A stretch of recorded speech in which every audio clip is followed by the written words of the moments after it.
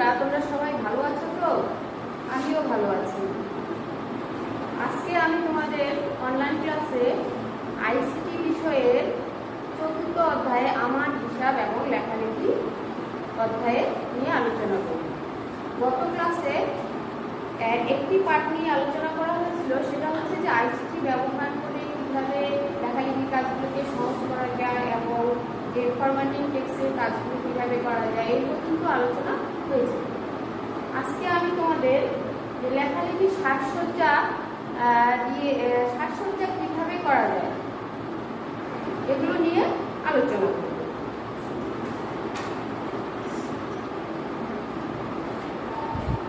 তোমরা যারা এই অনলাইন ক্লাস উপভোগ করতেছো তারা 56 পৃষ্ঠায় বের করো। পৃষ্ঠা নাম হচ্ছে 56। লেখালেখির সাজসজ্জা। লেখালেখির সাজসজ্জা বলতে বোঝানো হয় যে আমরা ধরো অনেকগুলো আম, জাম, লিচু, পেয়ারা এ ধরনের অনেকগুলো শব্দ আছে যেগুলোকে আমরা কি করতে চাই, যে সিরিয়ালি ভাবে সাজাতে চাই। তাহলে আমরা কিভাবে সাজাবো? যে এই যে বুলেট কিংবা নম্বর দিয়ে আমরা এগুলো সাজাতে পারি। কিভাবে সাজাবো?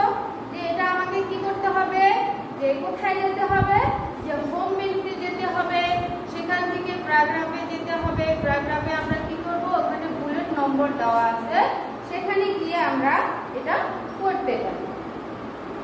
তাহলে কি হবে, যে আমার যে শব্দগুলো ক্রমিক রং হিসাবে কিংবা বুলেট দিয়ে এগুলোকে কি করা যাবে, সাজানো যাবে। এরপরে কি আছে, যে লাইনের ব্যবহার।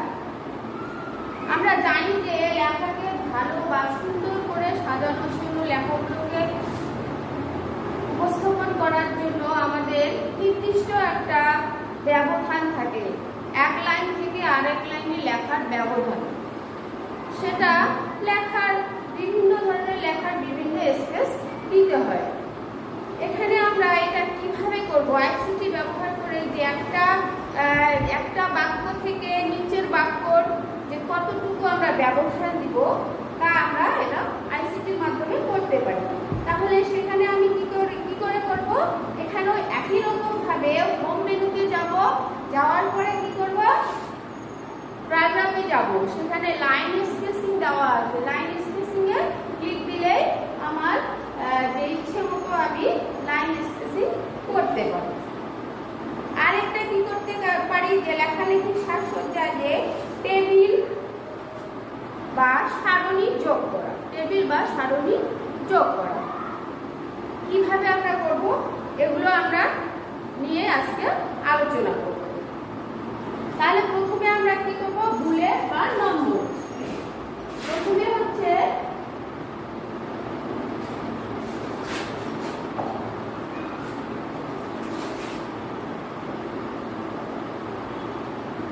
বুলেট নম্বর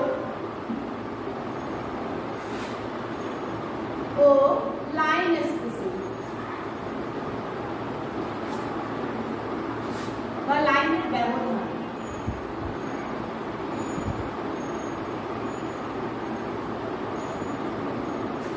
বুলেট আর নম্বর দিতে গেলে আমাকে কোথায় যেতে হবে, প্রথমে হোম মেনু।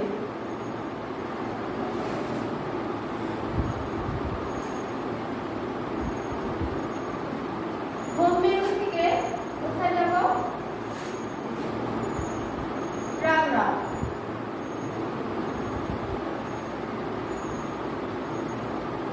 প্যারাগ্রাফে যাব, সেখানে আছে বুলেট।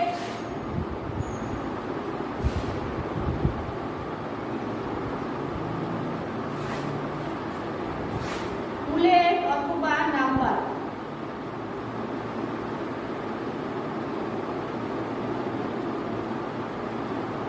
নাম্বারে ক্লিক করব।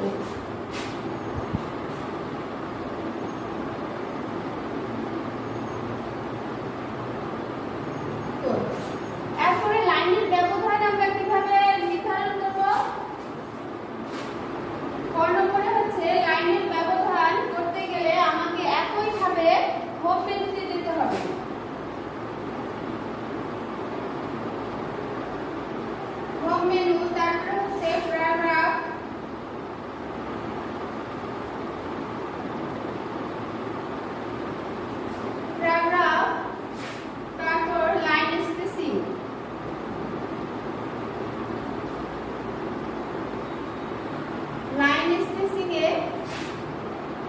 ক্লিক করব।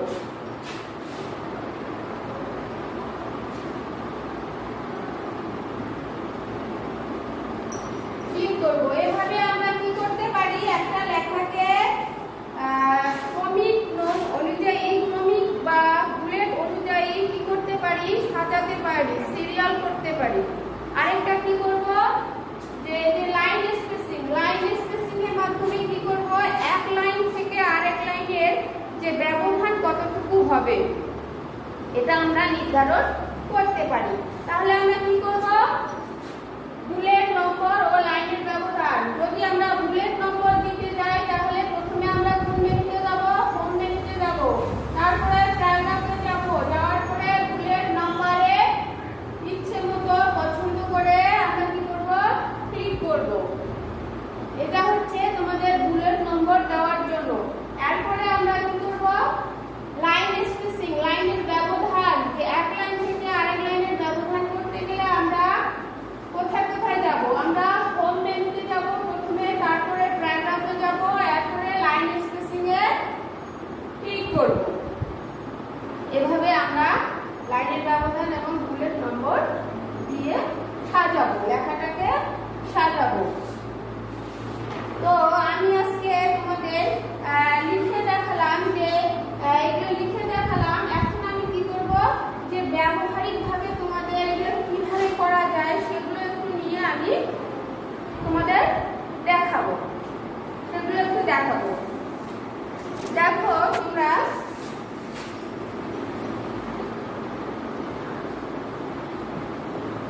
যে আমরা হোম মেনুতে ক্লিক করব। হোম মেনুতে ক্লিক করলাম, করার পর এখানে আমরা কয়েকটা ওয়ার্ড লিখি।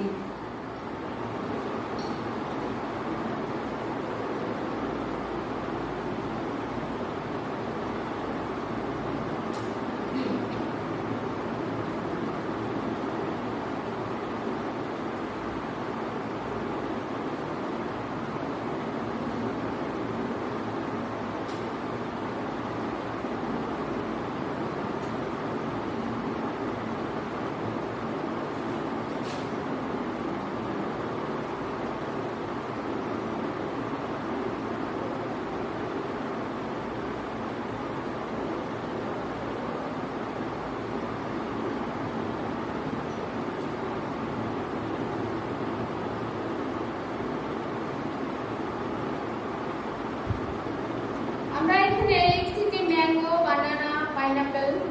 এখানে তিনটা ফলের নাম আছে। এগুলোকে যদি আমি কি করতে চাই, বুলেট নম্বর কিংবা বুলেট নম্বর কিংবা ক্রমিক অনুযায়ী সাজাতে চাই, যখন ম্যাঙ্গো আছে, বানানা আছে, পাইনাপেল আছে, এগুলোকে এখন আমি কি করব, ক্রমিক অনুযায়ী সাজাবো, বুলেট নম্বর অনুযায়ী সাজাবো। তাহলে আমি কিভাবে সাজাবো, দেখো প্রথমে আমি কোথায় যাব, হোম মেনুতে যাব। হোম মেনুতে ক্লিক করার পর আমি এখানে দেখো প্যারাগ্রাফ আছে, প্যারাগ্রাফে ক্লিক করব। করার পরে এখানে দেখো বুলেট নম্বর আছে, বুলেট নম্বরে ক্লিক করব। আমি একবারে সবগুলোতে নম্বর দিতে চাইলে আমি এটাকে সিলেক্ট করে নেব। আমি সিলেক্ট করে নিলাম, নেওয়ার পরে আমি বুলেট নম্বরে গেলাম। আমি আমার ইচ্ছে মতো বুলেট নম্বর পছন্দ করতে পারি, এটা করতে পারি, এটা করতে পারি, অথবা এটা করতে পারি। আমি এটাকে চয়েস করলাম, নিয়ে নিলাম। এই যে আমার বুলেট নম্বর আমার দেওয়া হয়ে গেল। এভাবে আমি কি করতে পারি, একটা লেখা, অনেক কয়েকটি লেখাকে আমি সিরিয়াল অনুযায়ী, যে এখানে ম্যাঙ্গো আছে, বানানা আছে, পাইনাপেল আছে, এগুলোকে আমি বুলেট নাম্বার দিয়ে সাজাবো। তাহলে আমি কোথায় গেলাম, প্রথমে আমি হোম মেনুতে গেলাম, তারপরে প্যারাগ্রাফ। হোম মেনুতে যাওয়ার পরে প্যারাগ্রাফ, সেখানে দেখো এখানে আছে যে বুলেট নম্বর আছে, সেখানে বুলেট নম্বরে গিয়ে আমি লেখা ইচ্ছে মতো, আমার ইচ্ছে মতো বা আমার প্রয়োজন অনুযায়ী আমি বুলেটটা দিলাম। এভাবে আমার কি বুলেট নম্বর নেওয়া হয়ে গেছে। এখন আমি এটাকে যদি কি করতে চাই,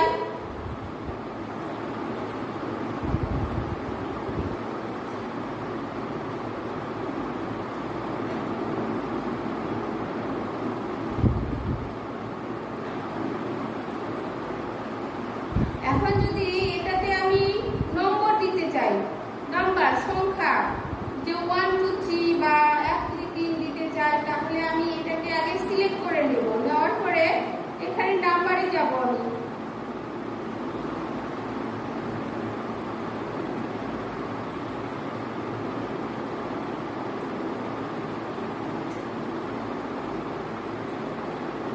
নাম্বারে যাব, দেখো এখানে আমি নাম্বার আছে, নাম্বারিং আছে, দেখো এখানে আমি নাম্বারিং এ গিয়ে আমি রোমান সংখ্যাও নিতে পারি বা এটাও নিতে পারি।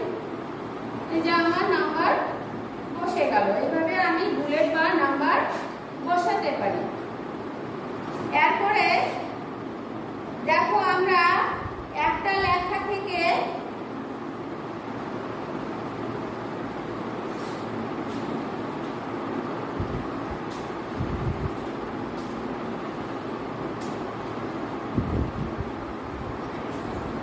আমি কি করব, এখানে অনেক কটা লাইন দেওয়া আছে, যে প্রথম লাইন, দ্বিতীয় লাইন, তৃতীয় লাইন, চতুর্থ লাইন।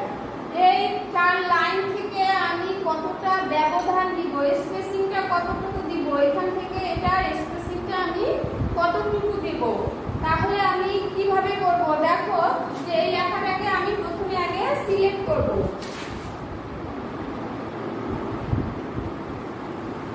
লেখাটাকে সিলেক্ট করার পর আবার আমি প্যারাগ্রাফের এখানে লাইন স্পেসিং আছে, লাইন স্পেসিং তোমরা নিশ্চয়ই দেখতে পাচ্ছ যে এখানে লাইন স্পেসিং আছে। লাইন স্পেসিং এ ক্লিক করব।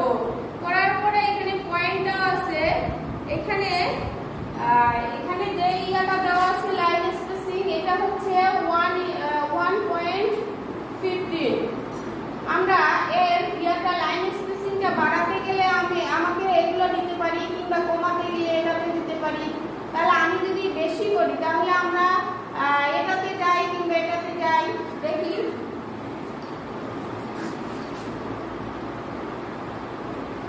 তাহলে দেখো আমাদের কি স্পেসিংটা বেশি হয়ে যায় নাকি? এখান থেকে ব্যবধান অনেকটাই বেশি হয়ে গেছে। এখন যদি আমি মনে করি যে আরো আমি কমাই নিব, তাহলে আমি কি করতে পারি, আবার সেই আগের জায়গায় যাব, লাইন স্পেসিং এ যাব। লাইন স্পেসিং এ গিয়ে আমি 1.0টা নেই, দেখা যাক কি হয়। এই যে আমি 1.0 নিলাম। এখন আবার আগের থেকে অনেকটাই ব্যবধানটা কমে আসছে। তাহলে এভাবে আমি কি করব, লাইনের ব্যবধান এবং বুলেট নম্বর আমরা এভাবে দেব।